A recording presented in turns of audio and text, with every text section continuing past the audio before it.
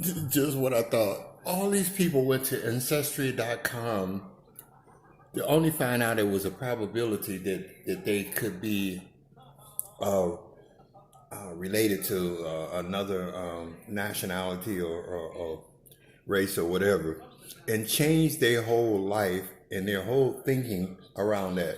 Like the guy on the commercial thought he was something else, and then you start wearing a kilt. But also seen something, even though it was on Saturday Night Live. Uh, I have to find it. And they said, whoever you have sex with, you're having sex with them. And they had sex with two other friends that had sex with two other friends that had sex with two other friends that had sex with two other friends. And they showed the whole chain of people once you had sex with this one person. And it went all the way down the line. And it's always this big guy to play Debo. uh, it was on Saturday Night Live. I'll find it. You know, I ain't got shit else to do. And so it was a little guy, and it was a couple of nice girls and stuff. And it got all the way down to Debo. And Debo was looking at him funny. But it was so funny. But that part is true. When you that's why relationship means something to me, and I tend to not have long relationships, but I tend to not uh, go into them in a lackadaisy atmosphere. You know, it means something to me because it leaves a stigma on you that if you have true care and a concern about somebody, you don't want them to ever leave a relationship um, uh, with less than they came in it with.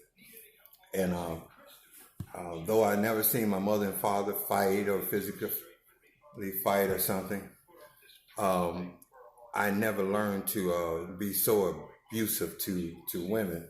I think it's really unfair to hit a woman in the first place, uh, though they don't want to give up a lot of times when you try to just walk away from an argument, but that's a whole different story. And people like that, I tend to not deal with anyway. That's why I say I'm a loner, and I'm never lonely, and I love being alone because I have a chance to think about all the things that I need to learn from the time that my drug addiction took over immediately after the service when my mentality stopped at 27 years old.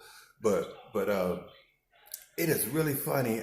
It was on Saturday Night Live when I seen this, and it made sense that when you have sex with one person, you having sex with his two friends that had sex with other two friends, and it's just a chain of people that you have mixed your DNA with, mixed your ideologies with, your hopes and dreams, your anger and your joys and stuff, and relationships is something else, man. They leave a residue on you, not in a negative way. I'm not saying that, but if you truly have care and concern about somebody, you want them to never leave a relationship on your account uh, with less than they came in it, the relationship with, and that goes both ways too. They never should want to get involved with somebody and take him for everything they got. That's why a lot of times I say today's marriages are not like yesteryears and yesterday's marriages of our parents and grandparents. Our grandparents' uh, marriages were held together by a lot of reasons. Um,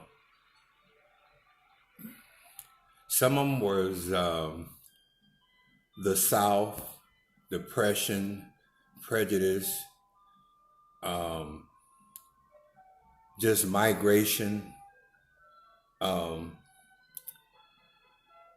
everything, that kept them together, where husbands brought checks home to their wives, and wives stayed at home and took care of the kids and shit like that.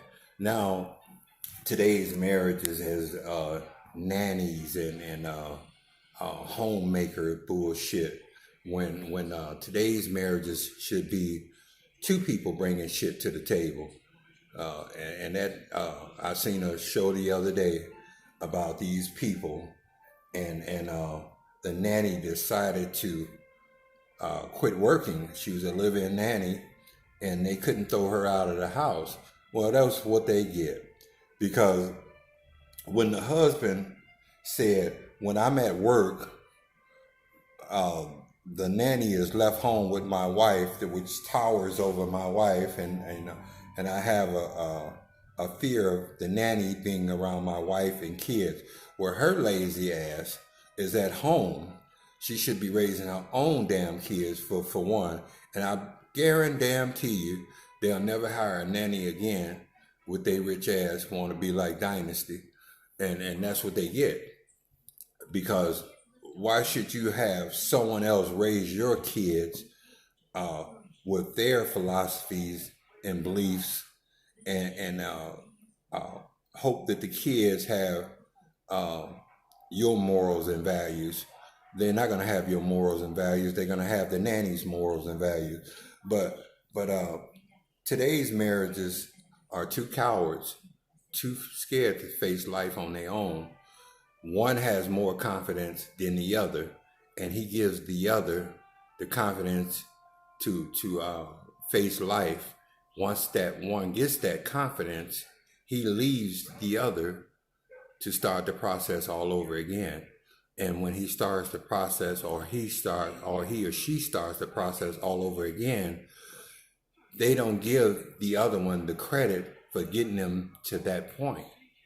And so the process starts all over again. So today's marriages, a lot of times, are two cowards too scared to face life on their own. Thank you.